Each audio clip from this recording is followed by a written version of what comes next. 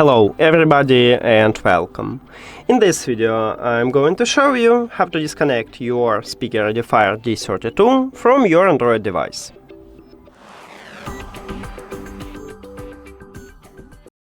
You have to start by open Settings and then go to the Bluetooth or connected devices. At the device list, click the information icon or settings icon near to your speaker.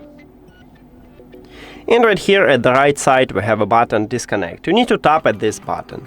But before I tap on it, I will tell you the difference between disconnect and unpair. So when you select to disconnect your speaker, you will stop Bluetooth connection with it, but leave it at the device list, and then you can reconnect it if your speaker turn on and do not connect it with another device.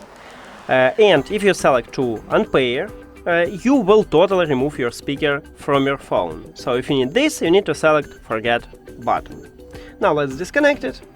And as I said, I just stopped Bluetooth connection with the speaker, but leave it at the device list, and if I want to, I can easily reconnect it. That's it.